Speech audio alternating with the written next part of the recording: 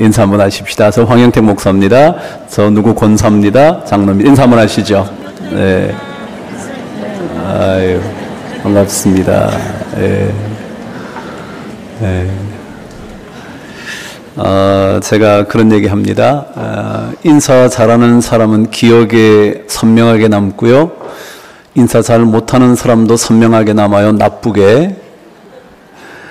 인사 하나 잘하는 것 때문에 얼마나 그 사람의 인상이 좋게 기억이 남는지 참 이상하죠. 아무것도 아닌데 인사 한번 잘하는 사람을 보면 다음에 만나면 반갑고요. 인사 안 하고 다시 만나면 어색하고요. 오늘 여러분 성도님 옆자리에 앉아 계신 분들 반갑게 인사하시면 다음에 만날 때 굉장히 반가울 거예요. 근데 오늘 반갑게 인사를 안 하시면 다음에 또 볼 때 이 사람 누구지? 그러실 겁니다. 오늘 여러분 아무튼 반갑게 인사해 주셔서 고맙습니다. 하나님 말씀 우리 함께 묵상하도록 하겠습니다. 갈라디아서 1장 6절에서 10절까지 저와 한 목소리로 말씀을 읽어보도록 하겠습니다. 갈라디아서 1장 6절에서 10절까지 시작. 그리스도의 은혜로 너희를 부르신 이를 이같이 속히 떠나 다른 복음을 따르는 것을 내가 이상하게 여기노라. 다른 복음은 없나니 다만 어떤 사람들이 너희를 교란하여 그리스도의 복음을 변하게 하려 함이라. 그러나 우리나 혹은 하늘로부터 온 천사라도 우리가 너희에게 전한 복음 외에 다른 복음을 전하면 저주를 받을지어다.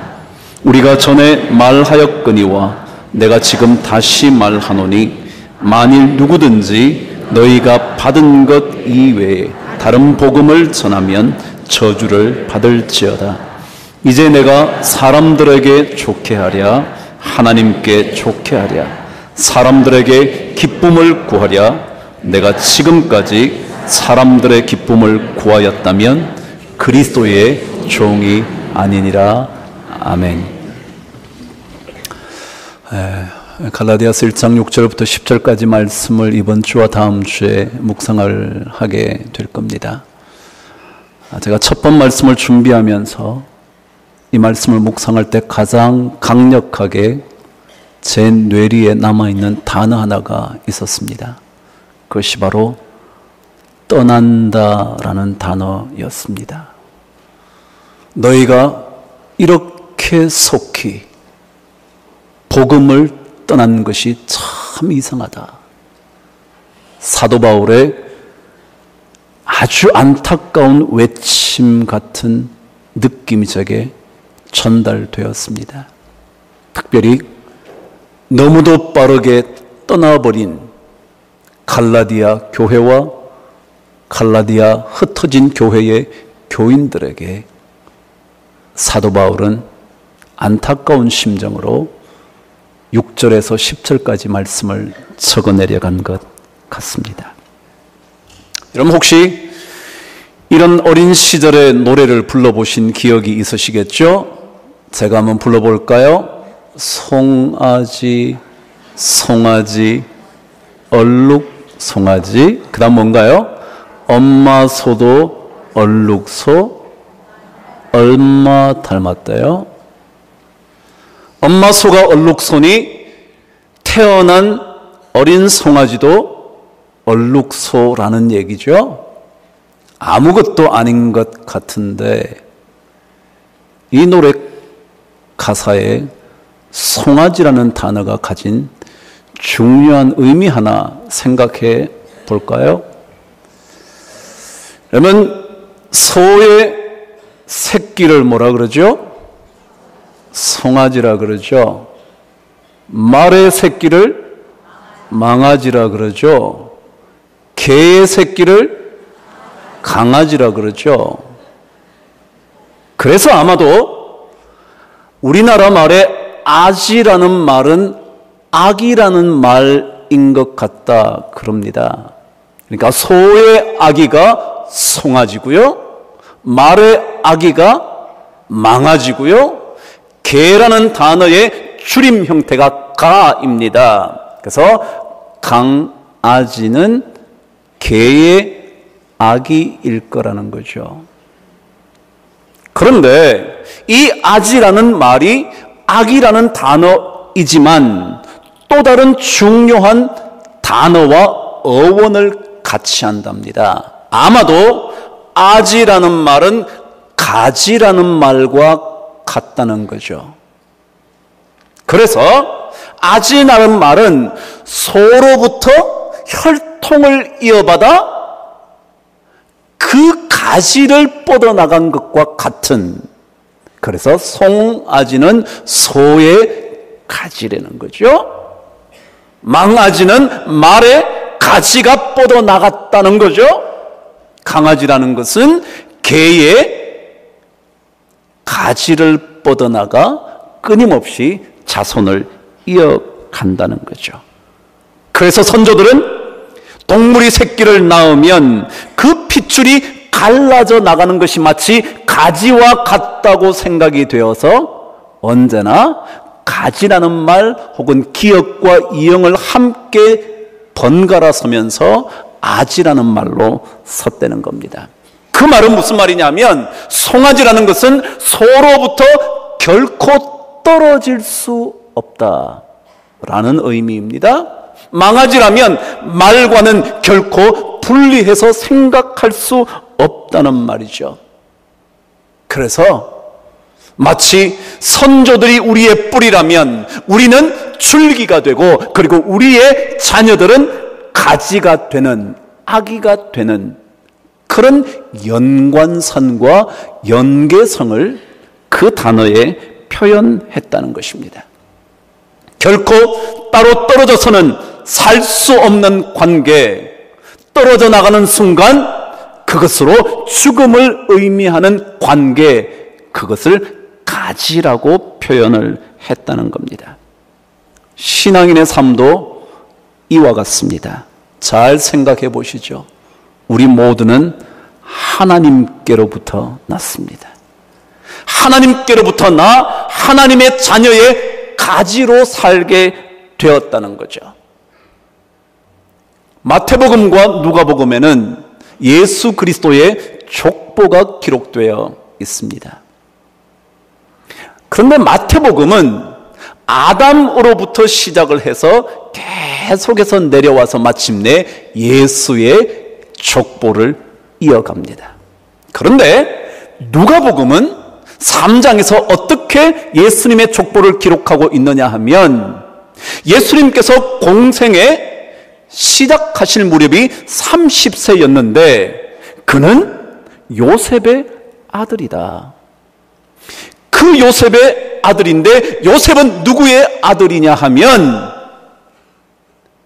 또한 아버지의 이름을 들이대면서 설명을 합니다. 그것을 이렇게 표현했죠. 그 위는, 요셉의 위는 헬리요, 그 위는 마따니요, 그 위는 레위요 라고 얘기하면서 계속 위를 올라갑니다. 마지막에 그 위는 아담이요, 그 위는 하나님이다 그랬습니다. 다시 말하면 우리가 끊임없이 올라가면 하나님에게서부터 시작되었다는 것입니다. 우리가 그래서 그분에게서 우리는 나온 가지 같고, 그래서 이 가지가 된 우리는 절대 하나님과 떨어져서는 안 된다. 떨어지면 죽음과 같다는 것을 표현해 주고 있는 것입니다. 그렇죠. 우리 신앙인들은 하나님과 분리되어서 살 수 없죠. 하나님과 떨어져서는 존재 자체가 불가능하죠. 이것이 바로 신앙인의 삶이죠. 그 연결된 고리를 끊는다면 그것은 더 이상 신앙인이라 말할 수 없다는 거죠. 그래서 요한복음 15장은 이런 기록을 남기고 있지 않습니까? 나는 포도나무요, 너희는 가지니. 내가 그 안에 있고 그가 내 안에 있게 되면 그런 사람만이 열매를 많이 맺을 수 있다. 그리고 그 다음 말이 뭐냐면 나를 떠나서는 너희가 아무것도 할 수 없느니라. 이 관계라는 거죠. 다시 말하면 우리가 주님께 연결되어 있지 않는 순간, 떠나버리는 순간 우리는 아무것도 아닌, 아무것도 할 수 없는, 그분이 우리의 능력의 근원이기 때문에 그분을 떠나서는 우리는 아무것도 할 수 없고, 그분을 떠나면 우리는 아무것도 아닌, 왜냐하면 그분이 우리의 생명의 뿌리이기 때문에. 그리고 그분을 떠나서는 어떠한 열매를 맺을 수도 없고, 떠나는 순간 버려져 밟힐 뿐만 아니라 불에 던져져 살라질 수밖에 없는 존재다라고 강조를 하고 있는 거죠. 신앙인의 길이라는 것은 하나님을 떠나지 않는 겁니다. 힘든 순간에도 구원주 예수 그리스도를 떠날 수가 없습니다. 이것이 정상적인 삶이라는 거죠. 이것을 떠나 있는 순간 사도 바울은 이렇게 속히 그것으로부터 떠난 것이 너무너무 이상하다, 너무너무 놀라운 일이라고 갈라디아 흩어진 교인들에게 말하고 있는 거죠. 오늘 성경은 그래서 6절이 이렇게 시작을 한 겁니다. 함께 읽으실까요? 시작. 그리스도의 은혜로 너희를 부르신 이를 이같이 속히 떠나 다른 복음을 따르는 것을 내가 이상하게 여기노라. 그들은 하나님의 품을 떠나버렸습니다. 은혜의 복음의 품을 포기해 버렸습니다. 그것도 너무도 쉽게, 너무도 빠르게, 정말 깊이 묵상해 보지도 않고 숙고해 보지도 않은 채 하나님의 품을 떠나버렸다는 것입니다. 우리의 삶이 그런 것은 아닐까요? 조금만 힘들면 주님을 떠나버리는 겁니다. 조그만 풍랑만 일기 시작하면 주님 곁을 떠나버려 주를 포기해 버리는 것입니다. 그러나 신앙인의 길은 거기에 머물러 있는 것입니다. 힘들지만, 포기하고 싶지만, 고통의 바람이 불어닥치고 있지만 우리는 그 자리에 머물러 있어야 합니다. 주님께서 승천하실 때 사도들을 모아놓고 이렇게 말씀하신 것을 여러분들은 기억하실 것입니다. 사도들을 한데 모으시고 이르시되 너희들은 예루살렘을 떠나지 말고, 예루살렘을 떠나지 말고 내게 들은 바 아버지께서 약속하신 것을 기다려라. 그래요. 신앙인의 삶은 떠나지 않고 머물러 있는 겁니다. 힘들지만 그 자리에서 벗어나지 않는 겁니다. 그리고 언제인가 주님께서 우리에게 주실 것들을, 약속하신 것들을 우리에게 반드시 이루어 주실 줄 믿는 믿음으로 기다리는 겁니다. 아무리 힘들어도, 아무리 고통스러워도 우리는 예루살렘, 신앙의 본거지, 삶의, 생명의, 능력의 근원인 그곳을 떠나지 않는 것입니다. 그 길에 머물러 있으면서 그분께서 우리에게 주시기로 약속하신 것을 기다리는 인생이 신앙의 길, 신앙인의 길입니다. 그래서 우리의 선조들은, 믿음의 선조들은 늘 이런 찬송을 불렀죠.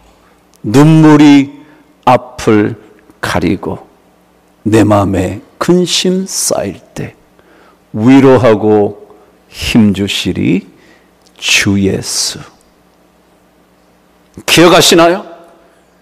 우리의 앞을 가로막는 눈물 같은 삶의 현장들이 오히려 위로하시고 힘주시는 주님을 떠나게 할 수 없다고. 주야로 보호하시며 바른 길 가게 하시니 의지하고 따라가리 주 예수.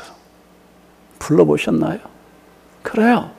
신앙인은 아무리 힘들어도 떠나지 않는 겁니다. 지금 당장 내 삶에 어떠한 것들이 벌어지지 않는다 할지라도 그분을 떠나지 않는 겁니다. 오히려 고통스럽지만 눈물을 흘리지만 그 자리에 머물러 언제인가 우리에게 주실 놀라운 은혜의 복을 기다리는 인생입니다. 우리는 은혜로 불러주신 그분을 떠날 수 없습니다. 은혜로 불러주신 그분을 배신할 수 없습니다. 우리는 그분을 떠나 변절자가 될 수가 없습니다.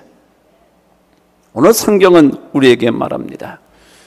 은혜로 불러주신 그 부르심을 배반하면 안 된다고. 보세요, 여러분. 우리는요, 조금만 잘하면, 조금만 내가 잘하는 순간 주님이 필요 없다고 말합니다. 떠나버립니다. 주님 없어도 나는 잘할 수 있다고 생각합니다. 그래서 주님께서 은혜로 불러주신 것을 다 잊어버립니다. 은혜가 필요 없다고. 내가 잘했으니까. 그래서 어느 순간 잘 되어 갈 때, 내가 잘하고 있을 때 우리는 은혜의 복음을 떠납니다. 아니, 어떤 경우는 정반대의 경우입니다. 잘 못하게 되면, 그래, 나 같은 사람이 무슨 예수를 따라간다고 말할 수 있어, 부끄러워서도 안 되지 라고 스스로 주님으로부터 떠나갑니다. 은혜의 복음을 받아들이지 않고 내가 못했기 때문에 주님의 은혜를 받을 자격이 없다고 말하며 떠나갑니다. 아닙니다. 잘하든지 잘 못하든지 은혜로 부르신 그분을 우리는 떠나서는 안 됩니다. 잘할 때에도 주님의 은혜를 놓치면 안 됩니다. 잘하고 있을 때에도 이것 또한 주의 은혜 아닐까 고백해야 합니다. 아니, 잘못할 때에도 나 같은 사람은 하나님의 자녀라 불림을 받을 수 없다고 생각될 때에도, 사탄이 끊임없이 너 같은 사람도 예수 믿는 사람이라고 말할 때에도 주의 은혜를 붙잡고 주여 나를 긍휼히 여기소서, 그 부르신 은혜의 부름에 머물러 있어야 합니다. 이것이 신앙인의 길입니다. 여러분과 제가 어떤 인생을 살든지 관계없습니다. 여러분의 능력이 탁월한지 아닌지 관계없습니다. 때때로 우리가 세상의 손가락질을 받을 만큼 타락한 삶의 자리에 있어도 은혜의 복음을 저버릴 수 없습니다. 사탄은 우리에게 끊임없이 공격합니다. 우리에게 죄책감을 가지게 함으로 예수로부터 떠나게 하려고 합니다. 아닙니다. 부족하지만 주여 나를 다시 받아주옵소서, 내 모습 이대로 받아주옵소서. 그게 신앙인의 길입니다. 그래서 요한복음 15장 4절은 그렇게 말했죠. 내 안에 거하라. 거하라는 게 뭐죠? 머물러라. 떠나지 말라. 나도 너희 안에 거하리라. 가지가 포도나무에 붙어 있지 아니하면 스스로 열매를 맺을 수 없음같이 너희도 내 안에 있지 아니하면, 이때 있다는 말은 위에 나온 붙어 있다는 단어와 똑같습니다. 내 안에 붙어 있지 아니하면 그리하리라. 그래요, 예수 믿는 사람은 무조건 붙어 있어야 합니다. 실패해도 붙어 있어야 하고요, 잘났어도 주님 필요 없다고 떠나가서는 안 됩니다. 힘들어도, 여러분의 삶이 탁월해도 우리는 은혜의 복음을 저버릴 수가 없습니다. 다른 복음은 이런 겁니다. 잘할 때 당신 하나님 필요 없지 않냐? 내가 너한테 능력 줄 테니까 잘하면 되는 거지, 성공하면 되는 거지. 그건 아닙니다. 잘 될 때에도 주의 은혜 아니고서 내가 어찌 여기까지 올까 말하는 사람이 신앙인이고요, 잘 못할 때에도, 우리는 버림받아 마땅하다고 생각될 때에도 주님께서 나 같은 죄인을 살리시기 위하여 십자가를 지셨지, 다시 주님 앞에 되돌아오는 것이 신앙인의 삶이라는 겁니다.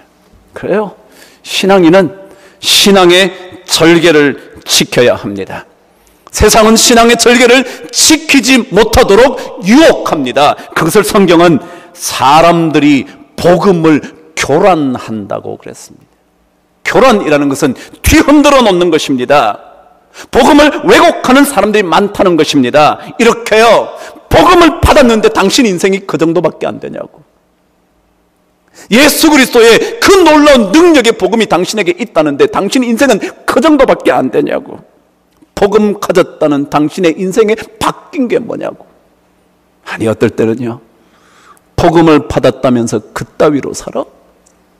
라고 끊임없이 복음을 교란시키는 것입니다. 복음을 혼돈되게 만드는 것입니다. 그래, 나 같은 사람이 예수 믿어서 바뀐 거 하나 없는데 뭐 따로 예수 믿지?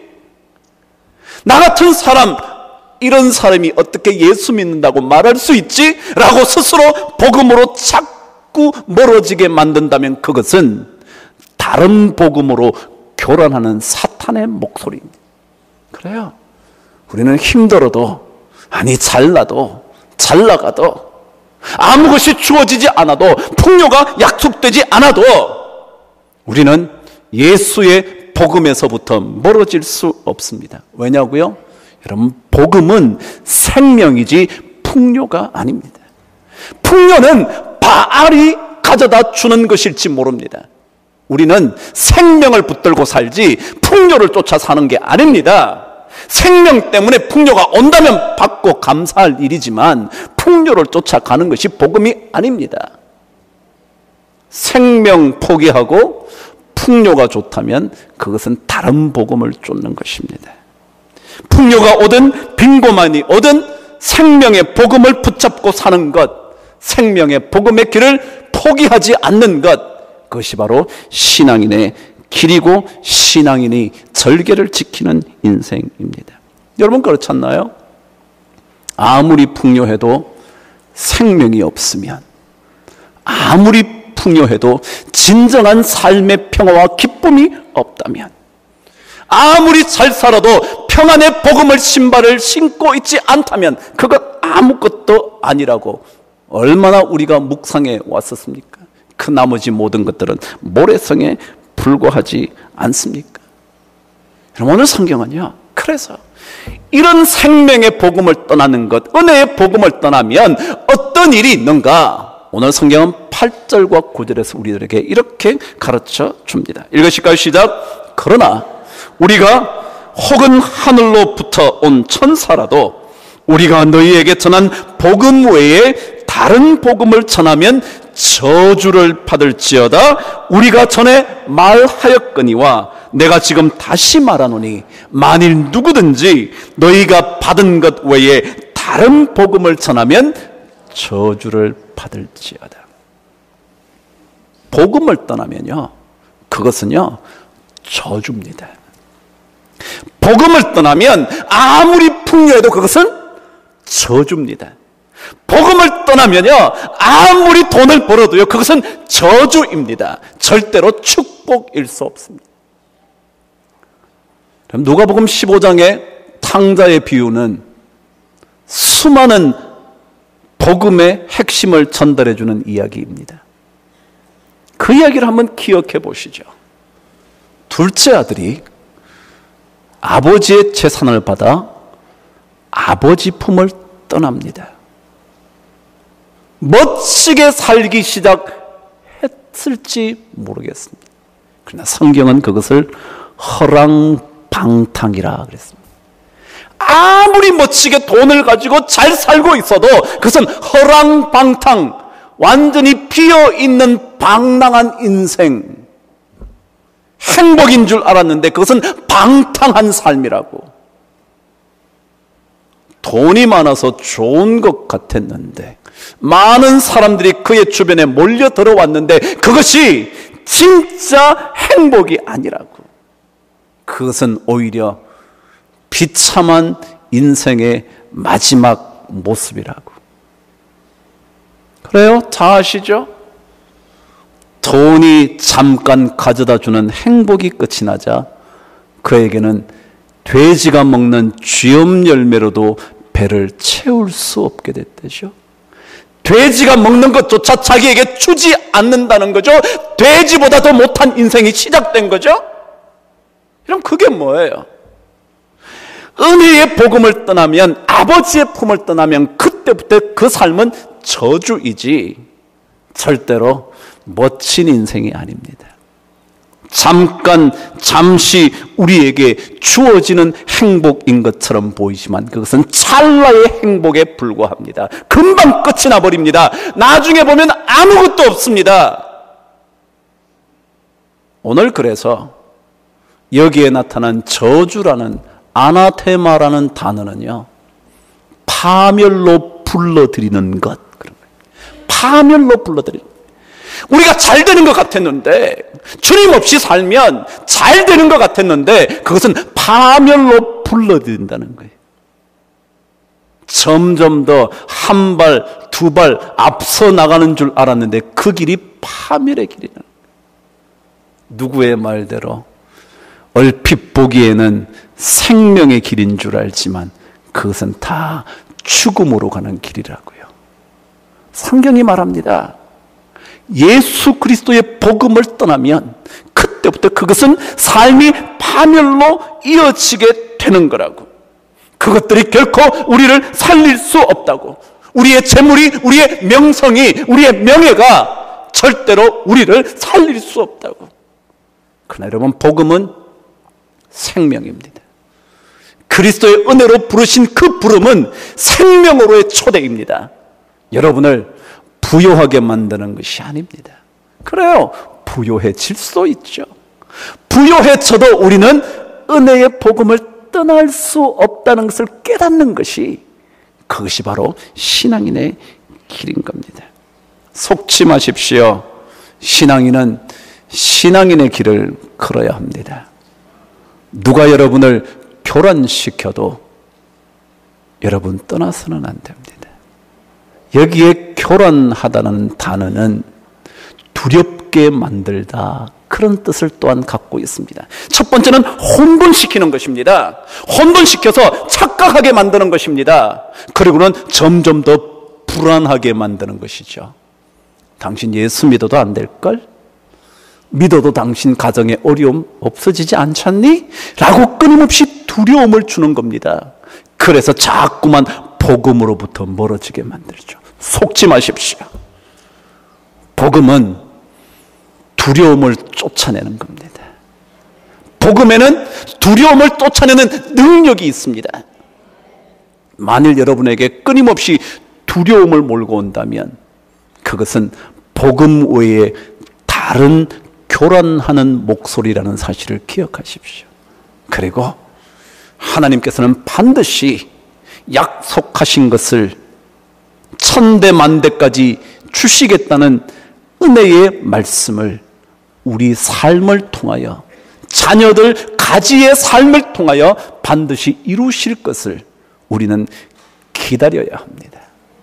그때까지 신앙인의 길에서 떠나지 않고 그 길 위에 머물러서 언제인가 약속하신 것이 하나둘씩 이루어지는 것을 여러분과 제가 경험해야 합니다. 그것이 신앙인의 길입니다.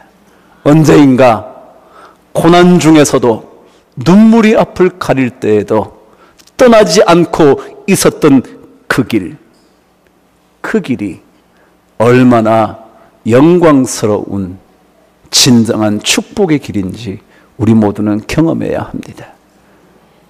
그날까지 우리 신앙인들이 걸어가야 할 멋진 길, 그 위에 함께 손잡고 가는 우리 모든 성도 되시기를 주의 이름으로 축원합니다. 기도하겠습니다. 하나님 아버지, 힘들 때, 눈물이 앞을 가릴 때 의지하고 따라갈 분은 주님밖에 없다는 사실, 평생 잊지 않는 삶에 울려 퍼지는 뇌성이 되도록 축복하여 주시옵소서.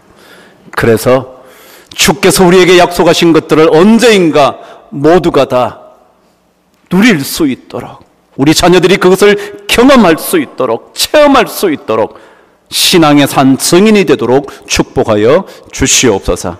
우리 주님 예수 그리스도 구원주 그분의 이름으로 감사드리며 기도드리옵나이다. 아멘.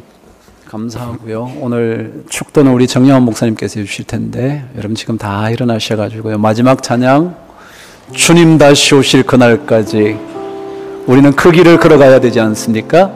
우리 이 찬양 주님 앞에 드리고 우리 정영환 목사님께서 축복의 기도를 해주시겠습니다. 주님 다시 오실 때까지, 주님 다시 오실 때까지 나는 이 길을 가리라. 좁은 문 조르기 나의 십자가 지고 나의 가는 이 길 끝에 우리 주님께서 계시지 않겠습니까? 나는 주님을 보리라. 영광에 내 주님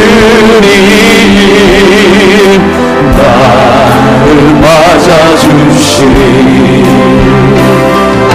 주님 다시 오실 때까지 나는 일어나 달려가리라. 주의 영광 땅 덮을 때 나는 일어나 노래하리.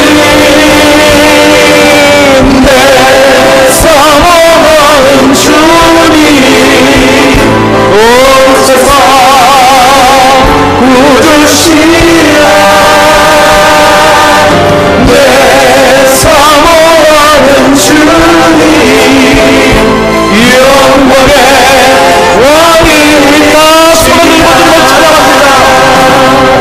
주님 다시 오실 때까지 나는 일어나 달려가리라. 주의 영광 땅 덮을 때 나는 일어나 노래하리. 내 사모하는 주님 온 세상 구주시라. 내 사모하는 주님 영광의 왕이시라. 영광의 왕이시라. 영광의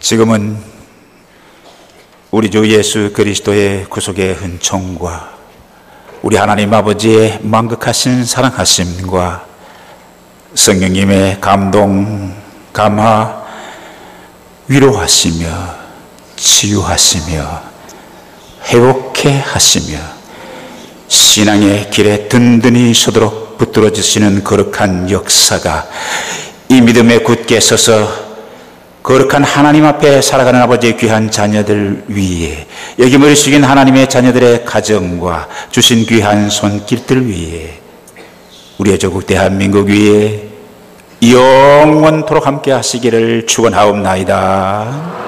아멘.